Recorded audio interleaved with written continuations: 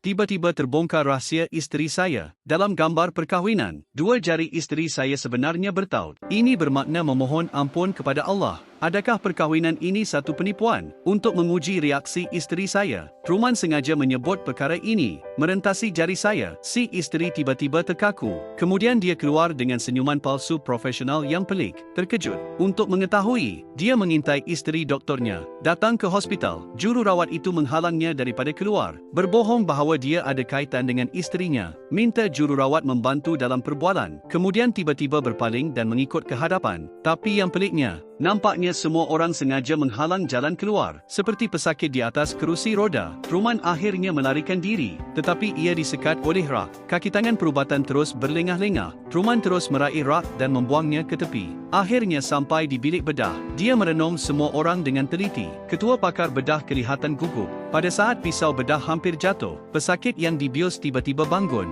Ini menjadikan Truman lebih curiga. Dia mahu terus membaca, tetapi dia dibawa pergi terus oleh pengawal keselamatan. Berjalan keluar dari hospital, saya dapati segala-galanya di sekeliling saya pelik. Nampaknya semua orang dan semuanya berulang. Hentikan bas yang sedang bergerak. Kereta hijau pasti akan muncul di belakang anda. Berpusing dan berhenti apabila keluar. Ia betul-betul apa yang saya fikirkan. Tiba-tiba berlari ke hadapan, kemudian berpaling cepat. Masuk ke syarikat yang anda tidak pernah pergi. Orang di sini jelas tidak bertindak balas. Sejurus pintu lift terbuka. Ia sebenarnya di belakang pentas persembahan. Pengawal keselamatan itu tergesa-gesa mengheret Truman pergi, menunjukkan bahawa syarikat sedang menjalani pengubahsuaian. Dia tercampak keluar pintu. Truman dilahirkan di Pulau Taoyuan. Dari saat lahir, dia disiarkan secara langsung ke seluruh dunia. Beratus-ratus negara menyaksikan kelahirannya. Berbilion orang melihatnya belajar berjalan. Setiap pergerakannya ditayangkan secara langsung di skrin. Tunjukkan kepada penonton tanpa sebarang keraguan. 30 tahun penuh,